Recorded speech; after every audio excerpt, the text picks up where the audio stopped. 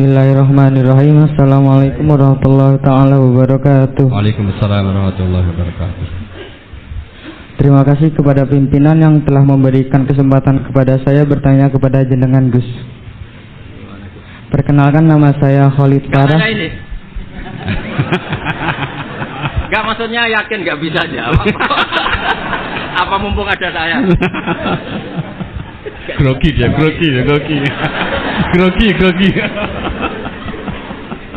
Ayo saya. Perkenalkan, nama saya Khalid Farah, mahasiswa dari PT IKI Jakarta dan alumni Al Anwar Sarang Rembang. Satu sanad. Al Anwar 2. Karena jenengan terkenal dengan logika yang luar biasa, jadi poin saya, apa bantahan Anda, semoga Allah menjaga jenengan, amin, terhadap orang yang berdalil dengan ayat ini, fanafahna fihi mir ruhina, maka kami tiupkan ke dalam rahimnya sebagian dari roh kami, bahwa Isa itu adalah anak Allah, maha tinggi Allah terhadap apa yang dikatakan orang-orang zalim. Kami berharap jenengan berkenan memberikan penjelasan tentang hal tersebut. Terima kasih, syukron. Sebetulnya nggak perlu dijawab ya, karena memang itu sudah jelas. Ini yang depan-depan kan banyak penghafal Quran. Jadi kata roh itu diulang beberapa kali.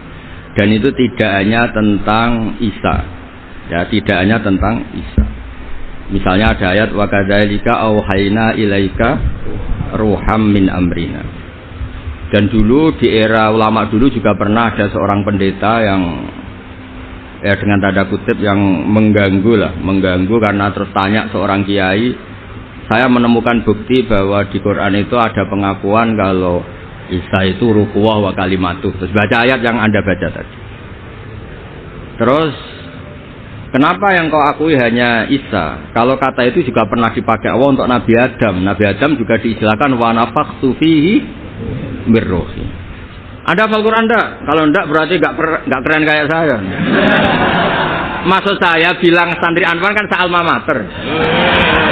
Nah, adu kerennya di poin. Kalau Anda hafal Quran pasti kayak saya tahu kalau kata roh itu penggunaannya tidak hanya tentang Isa. Dan itu sudah lebih dari cukup itu, dan bikin Anda tobat ingin ngapalkan nanti.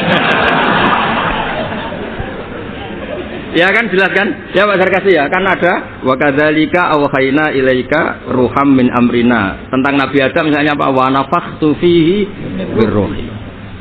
Jelas ya? Ya. Terus kedua pakai teori ulumul Quran. Teori ulumul Quran itu begini. Kata-kata itu, ini keahliannya Pak Kures. Kata-kata itu bisa masih ismiyah, bisa masih wasiyah, atau mengalami perpindahan dari wasiyah ke ismiyah atau ismiyah ke wasiyah. Misalnya gini, sesuatu yang hidup namanya apa? Roh. Sesuatu yang hidup namanya kan? Nah, asal kehidupan disebut roh. Karena Quran itu bisa menghidupkan, disebut auhayna ilaika ruhan, karena bikin hidup. Orang kalau punya Quran kan punya semangat, punya hidup. Bandingannya adalah orang yang nggak bisa berpikir disebut orang yang mati, karena nggak punya daya berpikir atau tidak bisa mikir.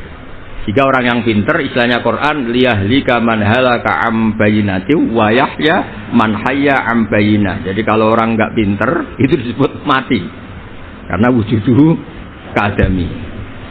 Dan itu Anda harus ngaji seperti itu. Nah, sehingga istilah-istilah itu ya normal saja, karena Adam dikasih kehidupan, Nabi Isa dikasih kehidupan, dan Quran bisa menghidupkan kita dengan pencerahannya, semuanya itu disebut roh. Jadi istilah roh itu tidak harus yang Anda bayangkan terus begini, terus kayak apa, ya biasa aja, karena tadi ada lafaz yang nggak lepas dari makna wasfiyahnya. Nah, di Quran itu sering ada kata gitu, misalnya begini, ini contoh, ini sebagai penghormatan ini sama yang bacak. Saya beri contoh, Quran itu dikatakan apa? Quran, karena makruh dibaca kan. Tapi ada istilah lagi hamim wal kitabil mubin, karena maktub. Quran kan ditulis, maka diistilahkan apa? Kitab. Tapi Quran juga punya fungsi memisahkan hak dan batil, disebut furqan. Wa ma anzalna ala abdina yaumal furqan yaumal taqal. Nah, Karena furqan itu makna wasiahnya itu memisahkan antara hak dan batil, maka Taurat pun pernah disebut sebagai furqan. Walaqad ataina Musa wa Harunal furqan. Itu bukan furqan yang kayak Quran kita, tapi ya Taurat. Karena dengan makna wasiah itu sama. Taurat ya bisa misahkan hak dan batil, Quran juga misahkan hak dan berarti yang seperti ini itu pakai makna apa? Wasiah itu. Makna asal usul. Malah pinteran kok nerangno iki malah ribet.